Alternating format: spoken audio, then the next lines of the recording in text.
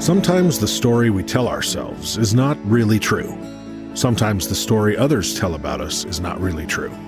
Here on today's Heart Lift with Janell, we are going to learn how to rewrite our story. So pick up your favorite pen and journal, grab a cup of something delicious, and start your heart-lifting journey towards living a meaningful life.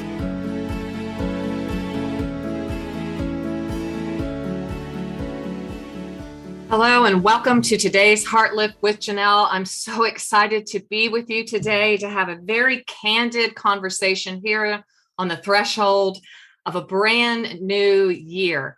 I have my green matcha latte. I'm sipping from it. It's a little bit later in the day here in Southeastern Virginia where I usually tape, and I am in my brand new, and you can look on YouTube so you can see my brand new podcast studio, my YouTube taping studio. And I just have to give a huge thanks to my son-in-law, Jose. He and my daughter were home here for Christmas, and they flew in from Uruguay, South America, where they live. And I'm just so grateful. Jose just finished his master's in architecture and neuroscience. So when I was talking about this new space that I needed, he was so generous. And he was like, I'd love to help you do that. And I was like, what? Really? Okay. Wow. That sounds like fun. He's like, yes, I get to put my master's into practice. And I was like, okay. So I want to give him a huge round of applause. He colorized my library. Look at that, right? Look. And I think the green matcha just looks so good with the background. And we did some rearranging, and we're still working on the lighting, of course. And but I'm a one-woman show. So we're just going to roll with it for now. But I just welcome you. I'm so happy to really be in this new space, in this new place. And this year I want to have a series of candid conversations. Candid means we're just going to get real up close and personal. I am typically transparent with you. That is my mojo. And I think that I'm vulnerable.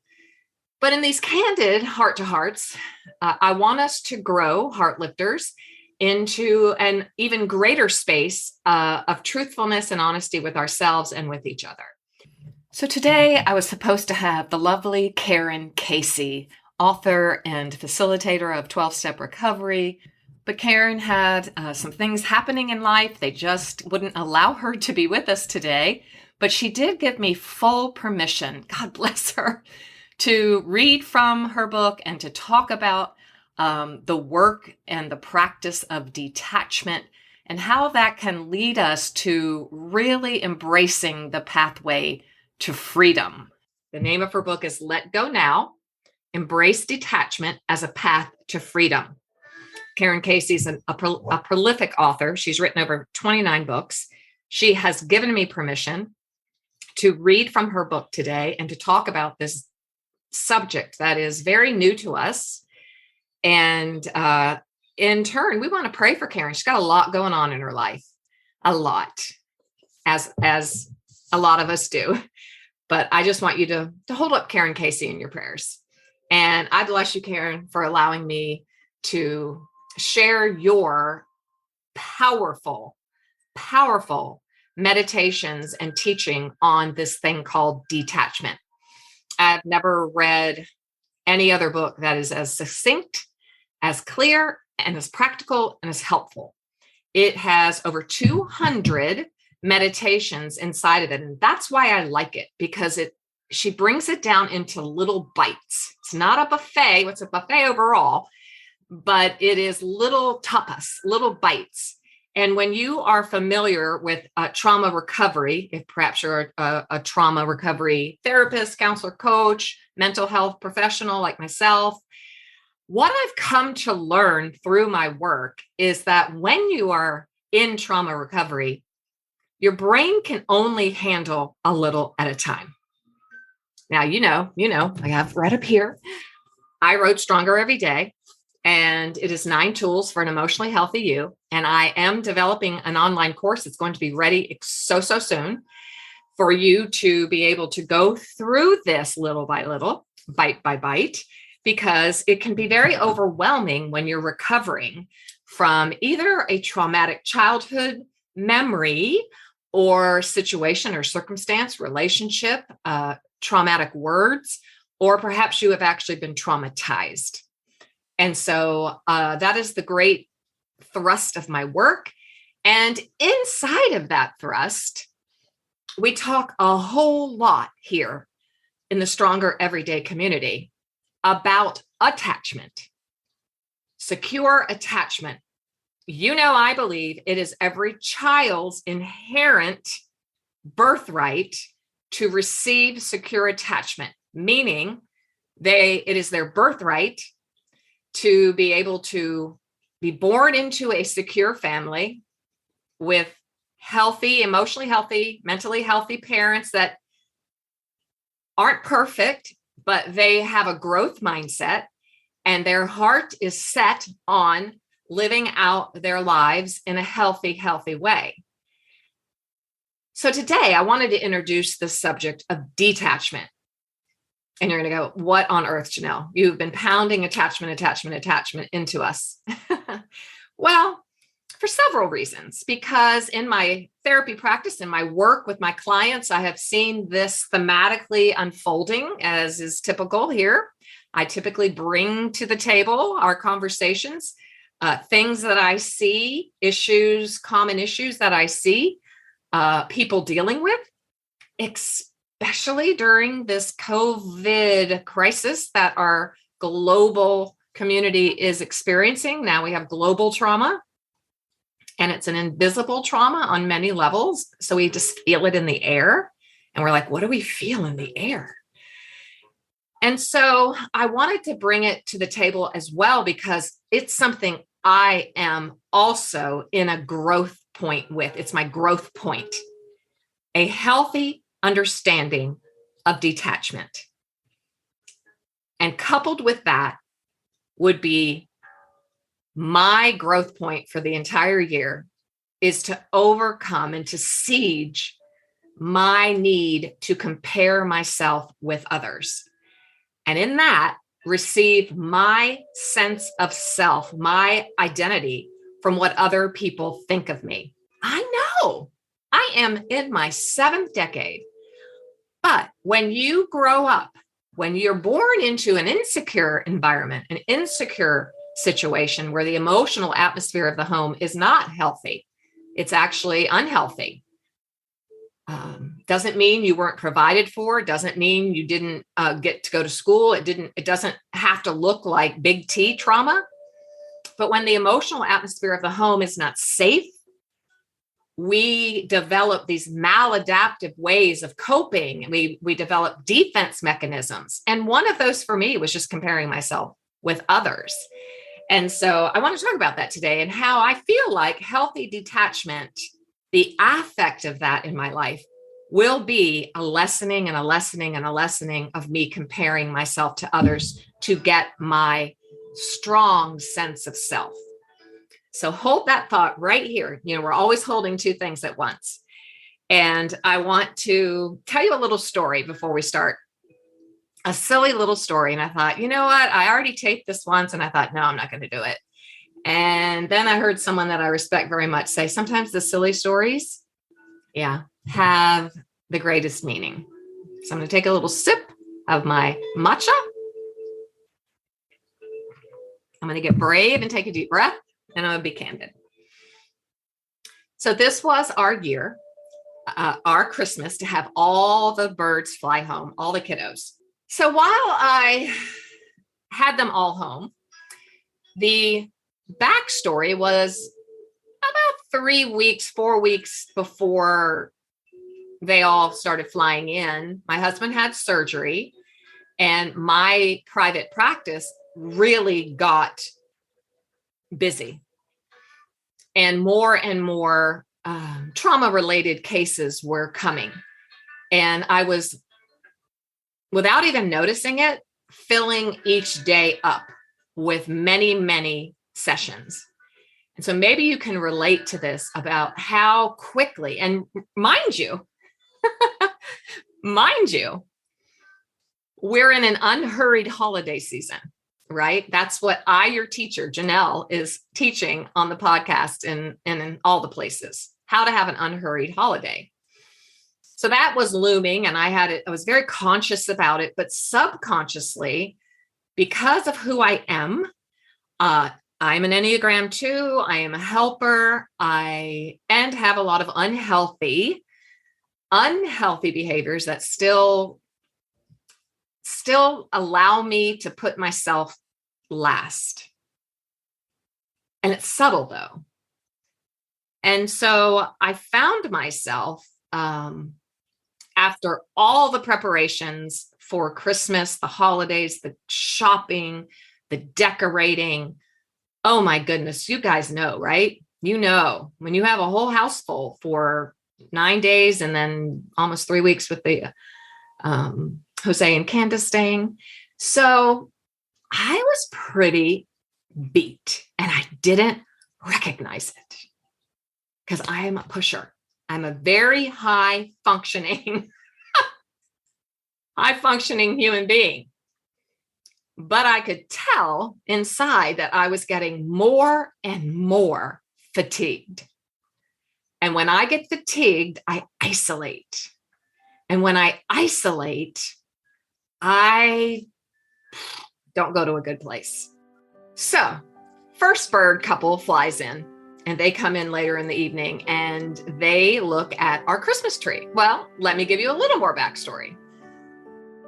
Last year, our off Christmas, when no one was coming home, our full tree, our nice tree, the lights broke and we couldn't get them to work. So we had to toss it. I think we gave it away. Can't remember. And so we were like, okay, we'll just I'd always wanted a pencil tree. Now, if you don't know what one is, I'll try to put a picture of one in the show notes. I'll put mine in there. Very high quality, lovely. I had wanted one from this company for a very long time. And so I got it. I loved it. It was simple, but it's real skinny. That's why it's called a pencil tree.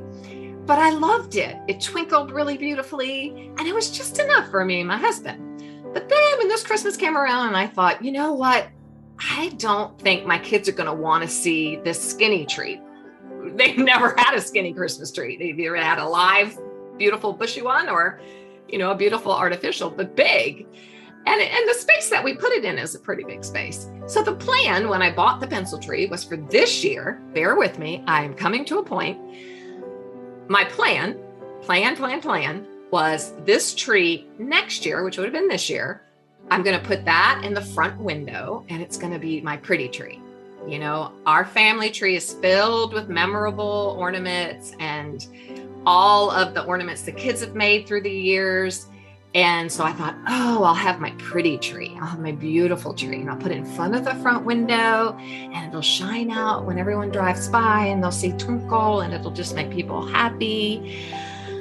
But then, like I said, I was super busy and mentally drained. And my husband and I were like, do we really want to spend that kind of money? We're downsizing piece by piece. We may be in this house forever, who knows? But mentally, we're thinking retirement, and we're at that age where we don't want to keep bringing new things into the house. So we're getting rid of things. And, my husband really talked me out of it. I'm just going to go ahead and blame it on Rob.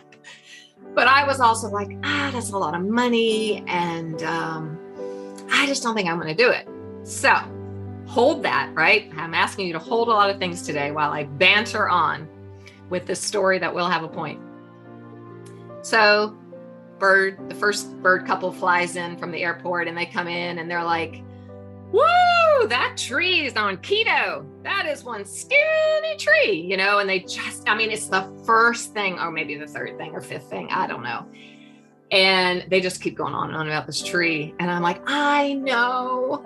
And so I go into my saga I go into my story and I tell them everything I just told you. It was supposed to be this, it was going to go in front of the window and we were going to get a bigger tree, and then we didn't. And I mean, this story takes minutes and minutes and minutes.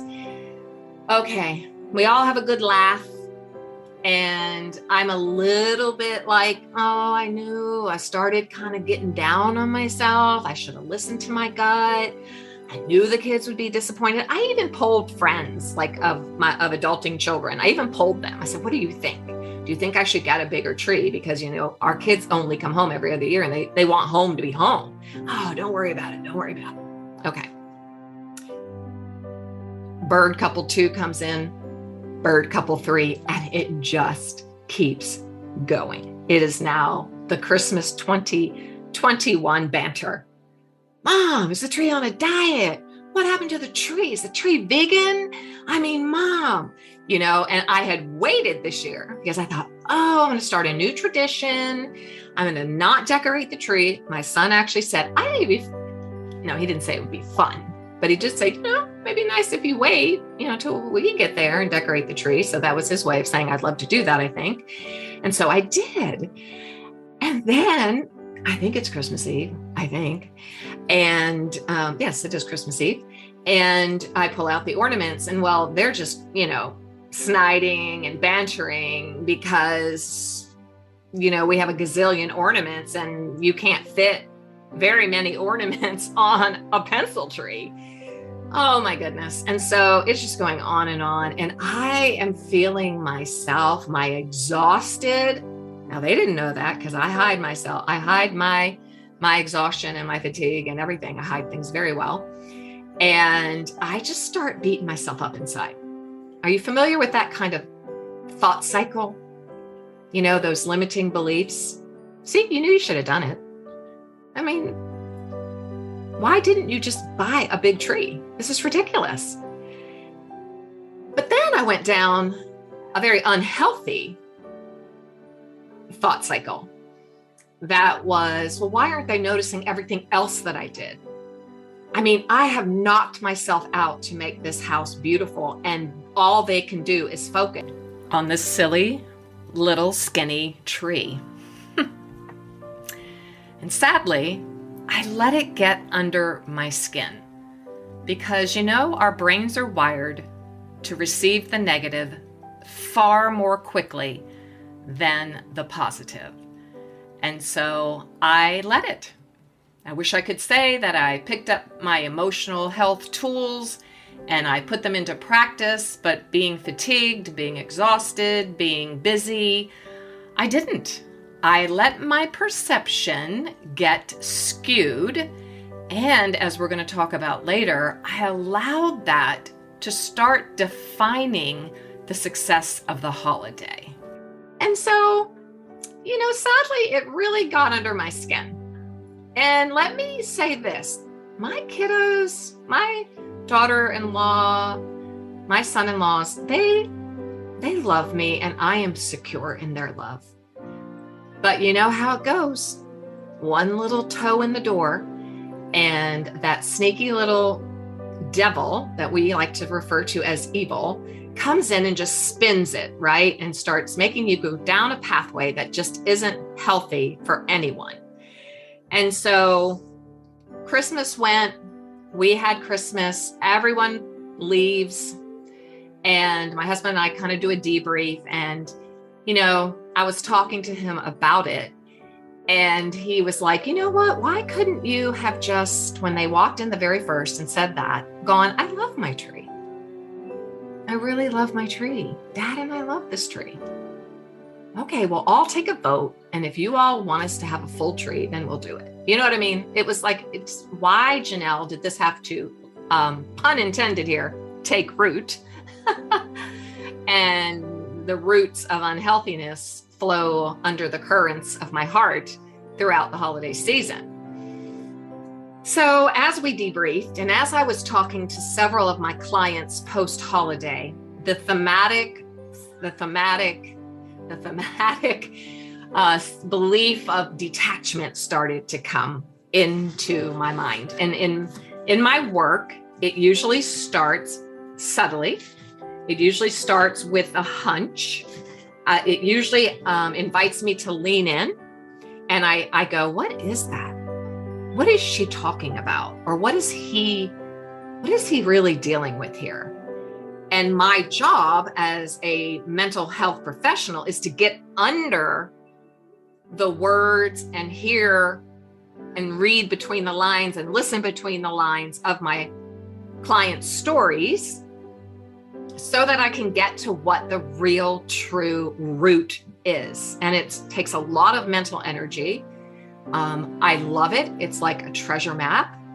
And once we get it and we name it, because naming something is half the battle, then we can have victory over it. So we're naming today this thing called detachment. And it might sound as though it is unhealthy, but it's not. Today I'm talking about healthy detachment. Okay? Karen Casey writes in her book, Let Go Now, how do we embrace detachment? Why should we ever want to? Those are questions that prompted my desire to write this book. Detachment, so write this down, according to the dictionary, means separation. Embrace means to come together. How can we do both in the same moment? So if you notice, if you're watching on YouTube, let go now, embrace detachment. It does seem kind of like an oxymoron, right? It's definitely a conundrum.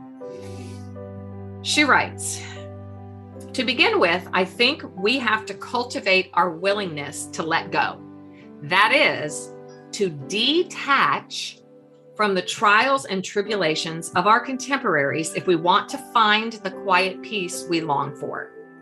A peace that will allow us to truly love, to truly embrace, and to appreciate those who journey with us. In the process, we also give those companions the freedom to grow and to find their own way, thus their own eventual peace too. I don't think we can come together as loving equals without embracing the willingness to detach. Learning to detach allows us to live the life we were meant to live. We were meant to live.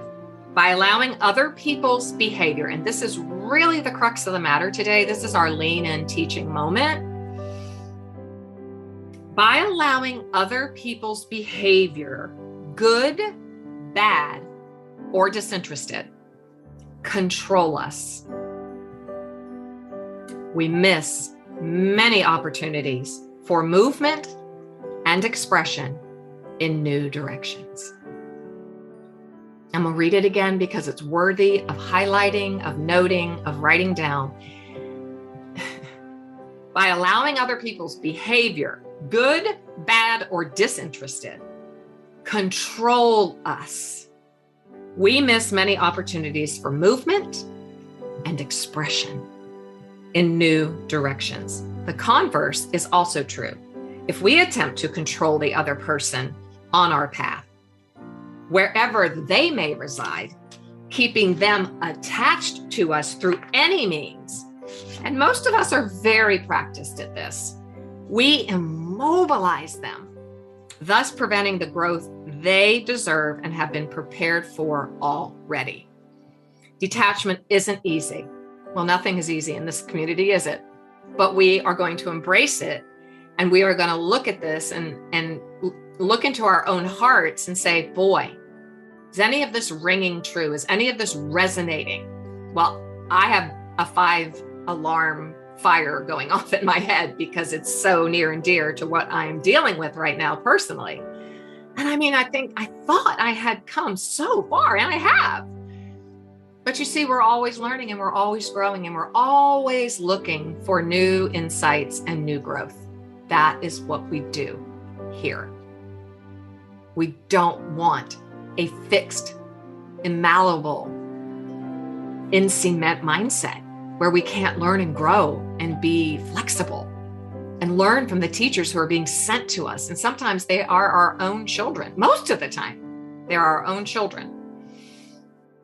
She continues, detachment isn't easy. If it were, there would be no need for a book on it. And it may not have appeared on your radar screen as something you wanted to cultivate prior to me talking about it in this book, she writes, and then me Janell talking about it to you today. As was already noted, we are accustomed to being enmeshed, E-N-M-E-S-H-E-D. And you have heard me talk about this quite a bit because in an alcoholic family, I became very enmeshed with my mother. I was the baby of the family. I talk about it a lot in Stronger Every Day, and I talk about it on the podcast. So I will put some referral episodes on the show notes for you to refer to. So just in case you're scratching your head right now and going, what is she saying? I don't get that. Karen continues. As was already noted, we are accustomed to being enmeshed with others, letting our lives be constantly influenced by their behavior. I gotta take a break and take a sip. So good. I'm not suggesting that this influence is always bad. There are good influences too, probably every day. We can and do observe healthy, detached behavior in some of our friends, and perhaps they showed up on our path to serve as our teachers. And yes, they do.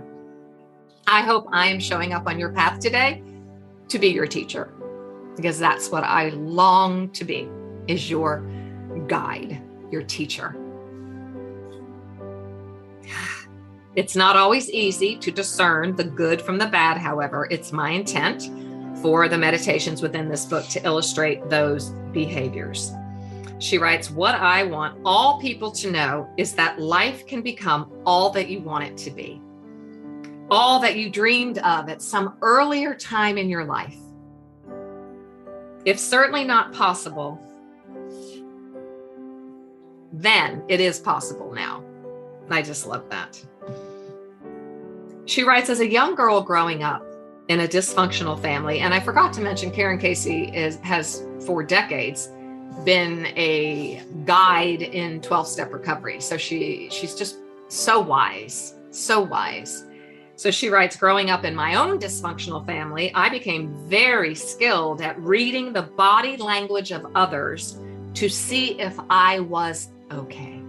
All right, so there we go. That's it for me. I'm not sure if you can relate, but you may raise a child who is this way. You may be in a peer group. You may be in a Bible study. You may be in a small group. You may be at work with someone like this. She became very skilled, and I'm just going to make it personal. I, Janell, became very skilled at reading the body language of others to see if I was okay. I didn't get many signs of approval. My parents struggled in their relationship. I feel like I could be reading my story. And my dad's anger, although that wasn't my dad, my dad's anger coupled with my mom's sadness permeated the household. I tiptoed around the rage when possible. And then as I got older, I raged too. Okay.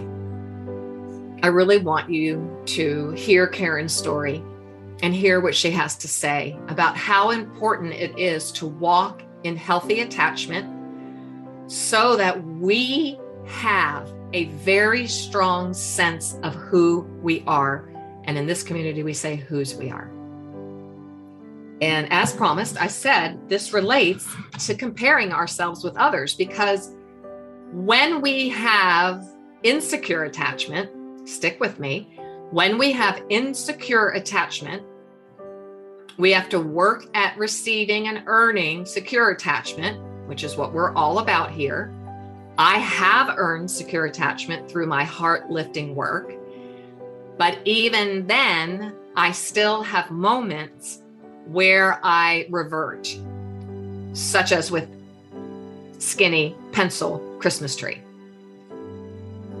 I looked at these other faces in the room. I listened to the banter, and for a moment, because of exhaustion, fatigue, who knows, I thought, I'm not okay.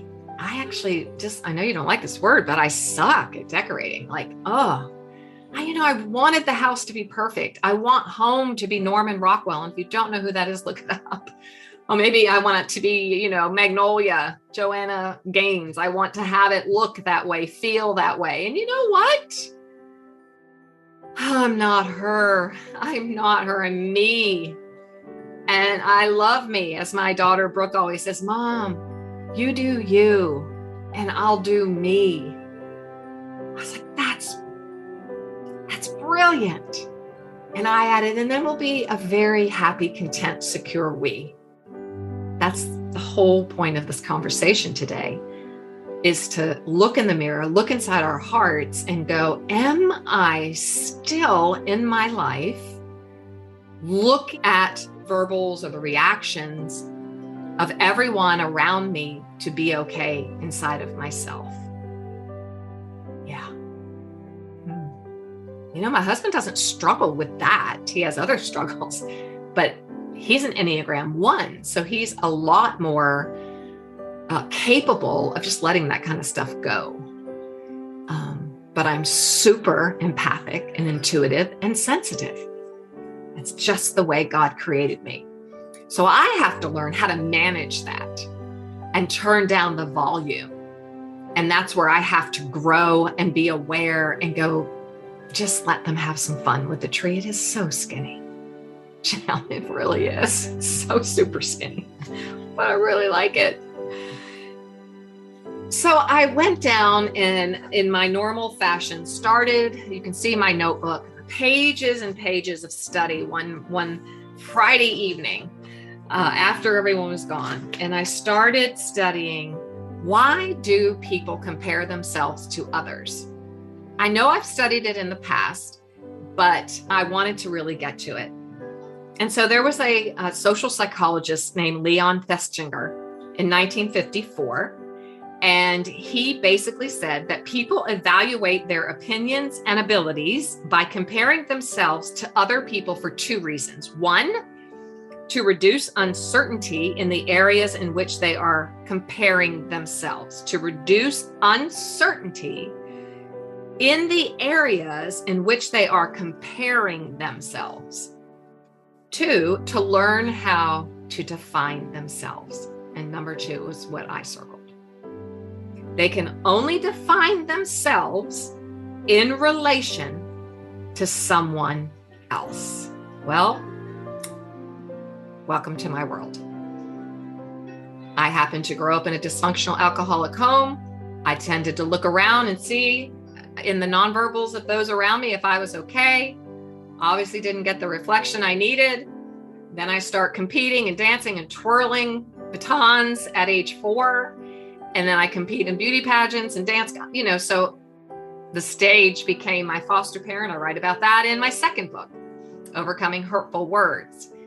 And so I definitely still to this day, and I hope that I can give a great report as I navigate my way through this, that I no longer do this, that I have such a strong sense of self that I have no need to compare myself to anyone else. I don't need to compare anything in my life to anyone else so that I feel better about myself. No, it's not good. I've always said this. The only time I believe it's okay to compare yourself to someone is if you want to emulate a really good, beautiful, healthy role model. You see qualities. I did this my whole life. I looked at families. I thought, what is it about that family? What is it about that family? And I would go up and talk to the kids of these families that I thought, man, they're doing such a good job. And I would go ask the kids, what are your parents doing to make you this strong young man or woman? And they would tell me. And I learned and I took notes and I watched and I tried to do it inside of my own family. Festinger continues and he says, the more similar we are to another person in some way we think is important, the more we tend to compare ourselves to that person. Okay, so I'm going to be confessional number 2 today. Candid conversation number 2 is with social media today. Instagram particularly is what I love to be on. I love it. I love social media. And as we talked about in Overliked, our past episode with,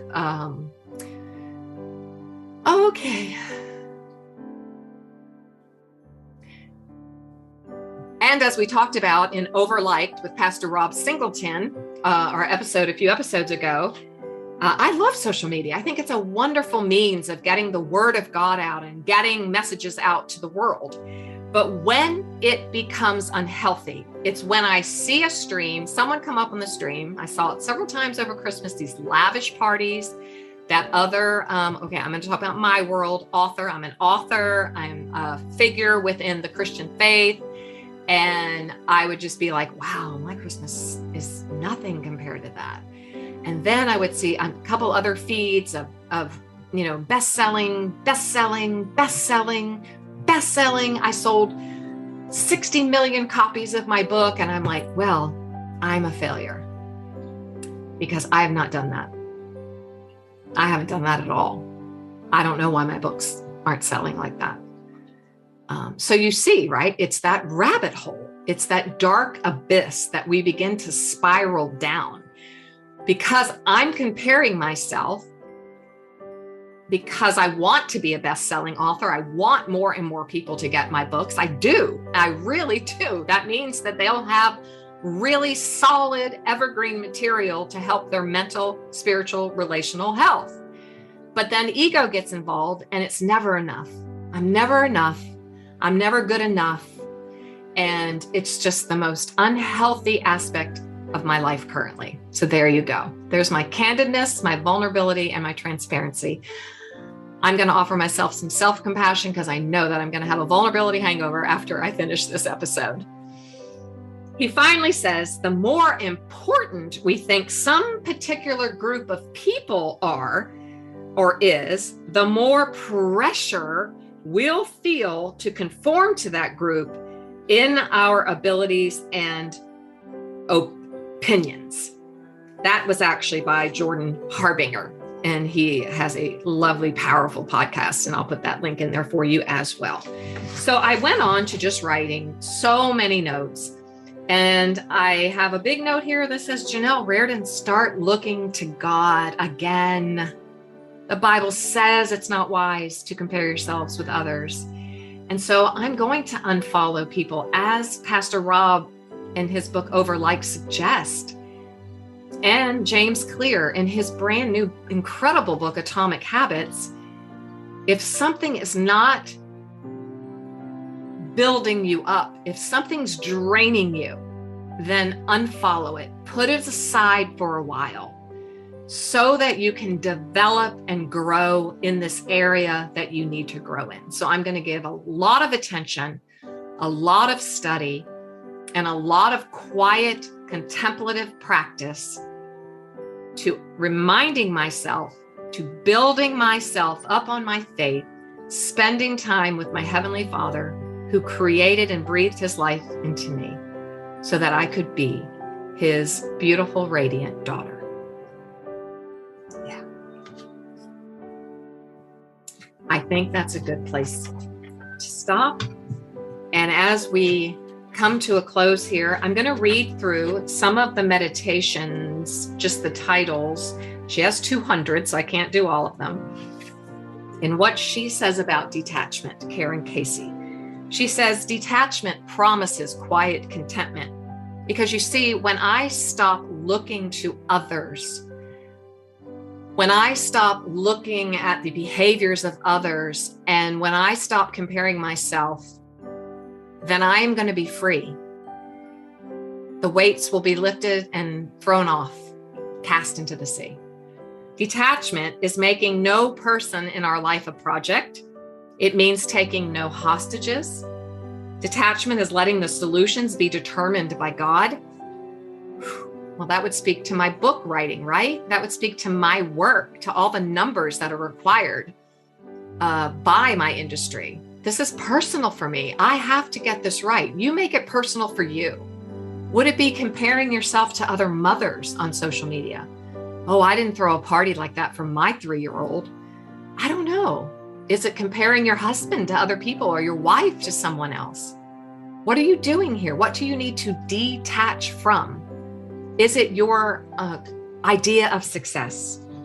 She goes on, detachment is knowing that others' criticisms are about them.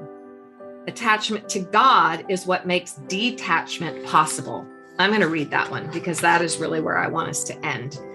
And that's on page 57.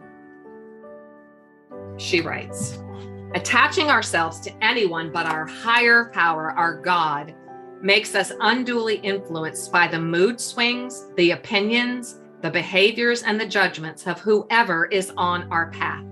When we live that way, we have no life of our own. On the other hand, being attached to God, earning that secure attachment, knowing what God thinks of you, knowing that he breathed his life into you and all of the virtues that make you you. Knowing that and being attached to God means we will be given constant direction and feedback for the decisions we are making. Being connected to God in this way doesn't restrict our movements. In fact, we can ignore the directions we get. Excuse me. But the good news about being attached to God is that we will never be misled. And we will experience, as a result, greater peace on our journey. That's what I want. And I know it's what you want. Attaching to others rather than God will never sustain us in a healthy, peaceful way. In fact, we may feel as though we're on a roller coaster. And that's how I kind of felt inside. It's like, dang it, I like my tree and they can have fun with it. Let them have fun with it. They love me. They're just joking on me. It's not personal. It's so not personal. Allowing someone else to control us by their mood swings becomes a habit and destroys our self-esteem. We give our power away by choice. We give our power away by choice. I gave my power away. I did. I remember the moment I did it. And in that moment, if I maybe hadn't been so exhausted or whatever, I'm not making excuses, but fatigue and exhaustion, they do play into us becoming a little less aware and a little less able to pick up the tools that we know will help us. At that moment, if I had picked up my tool of assurance of my God-breathed identity, I would have just laughed. I know that I would have, because I'm laughing now. It's never demanded of us, and it's never ever a good choice to give our power away. Being connected to others is a natural desire, but there's a healthy connection, and then there's an unhealthy attachment. Do we know the difference? Well, that's what we're here to do. So I hope today has been a time of learning and growing, a teaching session, so that we can learn to identify these unhealthy behaviors that impede us from moving in freedom and having these beautiful new directions that God might want to take us in this year. I don't want any obstacles in my way. I want to see clearly now, right? So that I can be all God created me to be. And I want that for you, Heartlifter. So remember, you are clothed in strength and dignity with absolutely nothing to fear. You can look at your future. You can look at the days of this year and smile and laugh and giggle and be hopeful that you will be growing and learning each and every day. And then the result of that will be that you will be stronger every single day. Thanks for listening today. It was great having you here. For even more great content and resources, please join the Stronger Everyday online community at janellreardon.com. Always remember, you, my friend, have value, worth, and dignity.